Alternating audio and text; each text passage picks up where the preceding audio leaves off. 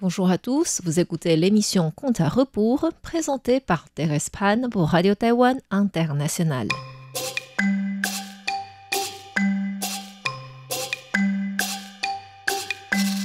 La semaine dernière, nous avons vu que Yan Dawei refusa de reconnaître Zhao Shi comme l'épouse de son frère décédé, mais sa concubine sans enfant, et donc au rang de simple servante. Par conséquent, il désigna son deuxième fils comme héritier de son frère afin d'accaparer tout l'héritage. Sans accepter de perdre sa place de maîtresse de famille, Zhao Shi porta plainte contre Yan Dawei et gagna le procès. Yan Dawei voulait à son tour faire appel du jugement, en vain. Il ne pouvait donc que retourner chez lui et essaya de négocier avec Zhao Shi. Comme celle-ci n'avait pas d'autre appui, elle accepta finalement la proposition de son beau-frère d'adopter son deuxième fils, en restant la maîtresse de maison. Mais l'héritage était divisé en 10 parts. 3 parts pour elle et 7 parts pour son fils adoptif et l'épouse de celui-ci. Pendant que Yan Dawei cherchait à faire appel du jugement à la capitale du pays auprès de Zhou Jing, le ministre de l'Éducation, il croisa Fan Jing. Nous avons raconté son histoire précédemment. Il avait réussi les examens officiels très tard et c'était Zhou Jing en tant qu'examinateur qui l'avait pris. Zhou Jing accueillit Fan Jing dans son salon et demanda « J'ai vu votre nom sur la liste de réussite de l'examen provincial de Canton et j'attendais que vous veniez à la capitale pour l'examen national. Mais pourquoi n'avez-vous pas passé l'examen provincial tout de suite après celui du comté comme d'ordinaire ?» Fan Jing lui expliqua qu'il était retardé en raison du décès subit de sa mère. Zhou Jing soupira. « Aïe, c'est vraiment dommage. Mais avec votre talent, vous allez forcément réussir. J'ai déjà mentionné votre nom à l'examinateur. Vous n'avez pas besoin d'aller spécialement le voir comme les autres candidats. Soyez calme et profitez de ces jours pour faire vos derniers entraînements. S'il vous manque des sous, je peux vous en prêter. Vous qui avez toujours pris soin de moi, je suis vraiment reconnaissant à mon tour. » Quelques jours plus tard, Fan Jing réussit effectivement l'examen. L'empereur le désigna à la province de Shandong en tant qu'examinateur. Avant de partir, Fan Jing retourna voir Zhou Jing pour savoir s'il y avait des choses qu'il pouvait faire pour lui, car Fan Jing était justement originaire de Shandong. Fan Jing lui dit « Je n'ai pas de choses importantes à vous confier, mais je me rappelle que quand j'enseignais dans un village agriculteur s'appelant Xue Jiaji, j'avais un élève de 7 ans s'appelant Xu Mei. Maintenant, il doit être adulte. Issu d'une famille d'agriculteurs, je ne sais pas s'il a pu continuer des études. S'il est parmi les candidats d'examen et que vous le trouvez assez talentueux, je vous prie de lui donner cette chance d'entrer à l'école officielle. De cette manière, je pourrai enfin être rassuré. » Fan Jing garda cela dans son cœur et partit au Shandong. L'examen se déroulait tour à tour dans chaque comté et c'était seulement 6 mois plus tard que Fan Jing arriva à la ville de Zhoujing. Les participants à l'examen dépassaient les 600 candidats. Comme Fan Jing était très occupé, il oublia ce que son bienfaiteur lui avait confié. Arrivé à la veille de publier les résultats, il se rappela subitement cette affaire. Stressé, il se dit « Maître Zhou Jing voulait que je m'occupe de Xu Mei et j'ai complètement oublié.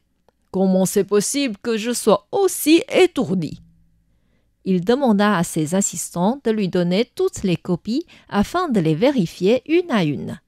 Mais après les avoir toutes regardées, il ne trouvait point d'homme s'appelant Xu Mei. Fan Jing raisonna. « Si cela se trouve, il n'a pas passé l'examen cette année. Mais s'il y a participé, et que c'est moi qui l'ai raté, je n'oserai plus revoir maître Zhou Jing dans le futur. Il faut que je revérifie une fois de plus. Tant pis si nous devons retarder de quelques jours la publication des résultats. Mais retarder les résultats était une chose grave. Fan Jing ne pouvait pas non plus prendre une telle décision avec détermination. Il prit quelques verres tout en réfléchissant à ce qu'il pouvait faire, et ses assistants essayèrent de vérifier par derrière le nom des candidats présents le jour de l'examen. C'était déjà après minuit, tout le monde était fatigué.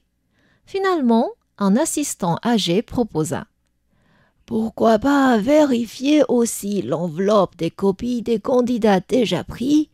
Peut-être est-il talentueux et l'avons-nous déjà mis à part. » Vous avez raison.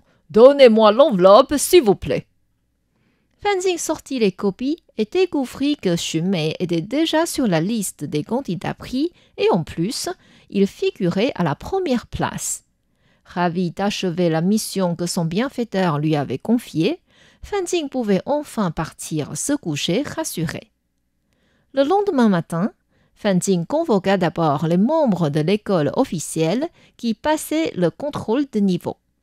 En réalité, même si un homme avait été pris à l'école officielle, avant qu'il réussisse le prochain examen, il fallait qu'il passe tous les 3 ans un contrôle de niveau pour vérifier s'il restait à niveau correct. Ce système distinguait les membres en 4 niveaux et ceux qui tombaient dans le 4e niveau recevaient une sorte de punition. Après avoir rendu les copies aux gens des 3 premiers niveaux, Fan Jing convoqua ceux du dernier niveau. Une personne s'appelait Mei Jiu entra. Nous l'avons mentionné précédemment. Le jour où Zhou Jing était employé par les villageois de Xuejiaji comme enseignant, Mei Jiu était présent au banquet pour l'accueillir. Il venait d'entrer à l'école officielle à cette époque, mais jusque-là, il n'avait pas réussi l'examen de la prochaine étape. Mei Jiu se mit à genoux devant Fan Jing et reçut sa copie de la main de cet examinateur. Fan Jing le corrigea. « Votre métier est de rédiger de bons articles. Pourquoi avez-vous tant régressé? Cela prouve que vous n'accomplissez pas votre devoir et vous adonnez plutôt à d'autres choses sans rapport. Allez, sortez la règle et punissez-le selon les règlements. » Mei Jiu se précipita de dire: « S'il vous plaît, j'étais malade le jour de l'examen. C'est pourquoi je n'ai pas pu atteindre le niveau requis. Je vous prie de me pardonner cette fois-ci. » « Ce n'est pas moi qui ai décidé des punitions, mais l'empereur. Allez, fixez-le sur le banc et donnez-lui des coups de règle. » Quand un servant appuya Mei Jiu sur le banc, Mei Jiu cria de désespoir: « S'il vous plaît, considérez le nom de mon enseignant pour ne pas me punir. » « Qui est votre enseignant? » ?»« Il est actuellement le ministre de l'Éducation, maître Zhou Jing. » Vous êtes en fait un élève de maître Zhou Jing. D'accord, vous êtes exempté de punition. Mei Jiu se remit à genoux et remercia sans cesse cette grâce accordée. Zhou Jing lui dit: « Puisque vous êtes à l'école de maître Zhou Jing, vous devez faire des études encore plus diligemment pour ne pas insulter sa réputation. Si vous restez à ce niveau la prochaine fois que je reviens, je ne vous pardonnerai plus. Allez, sortez-le d'ici. » Ensuite, Fan Jing convoqua les nouveaux pris à l'école officielle selon leur classement. Xu Mei, un jeune homme bien beau, sortit en premier pour recevoir sa copie. L'examinateur lui demanda: « Est-ce que vous êtes de la même école que monsieur Mei Jiu de tout à l'heure? » Xu Mei ne comprenait pas ce que cela voulait dire et n'arrivait pas à répondre. Fan Jing reposa la question.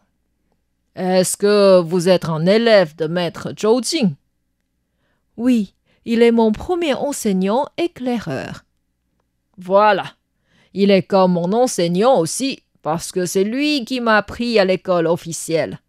Avant que je vienne à Shantung, Maître Zhou Jing m'a demandé de faire attention à promouvoir son élève s'appelant Xun Mei si possible. Et vous avez déjà gagné votre position grâce à vos propres talents. Si vous continuez d'étudier diligemment, je suis sûr que vous obtiendriez le succès étant jeune. Xun Mei remercia l'examinateur pour cet encouragement. Après avoir parlé à tous les candidats pris, Fan Jing quitta la salle et tous les élèves sortirent par la porte. Xun Mei croisa Mei Jiu dehors. Ils se connaissaient tous les deux car non seulement ils étaient du même ville, mais en plus, c'était Mei Jiu qui avait baptisé Xun Mei avant qu'il se mette à l'école de Zhou Jing. Suspicieux, Xun Mei lui demanda « Monsieur Mei Jiu, je n'ai jamais entendu dire que vous étiez aussi un élève de maître Zhou Jing. » « Vous êtes trop jeune et vous n'étiez même pas né à cette époque-là. Maître Zhou Jing enseignait en ville avant et tous ses élèves étaient issus de grandes familles. Quand il est arrivé à Xuejiaji vous apprendre à lire et à écrire, j'étais déjà pris à l'école officielle. Je suis l'élève préféré de maître Zhou Jing. Il disait toujours que je suis talentueux, mais mon article ne correspond pas à 100% au règlement. C'est exactement ce que l'examinateur Fan Jing m'a dit tout à l'heure. Cela prouve que les grands maîtres ont tous le même regard. Il faut savoir que l'examinateur pouvait très bien me mettre dans les 3 premiers niveaux, mais comme il voulait me parler personnellement, il était obligé de me mettre au dernier niveau. C'est la seule manière de me transmettre ce que maître Zhou Jing voulait me dire.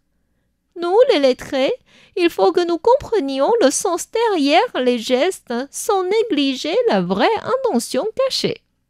Xun Mei accepta naturellement cette auto-justification de Mei Jiu, et ces 2 hommes rentrèrent ensemble au village Xuejiaji. Qu'est-ce qui se passera à leur retour? Pour connaître la suite de l'histoire, je vous invite à revenir la semaine prochaine au conte à rebours.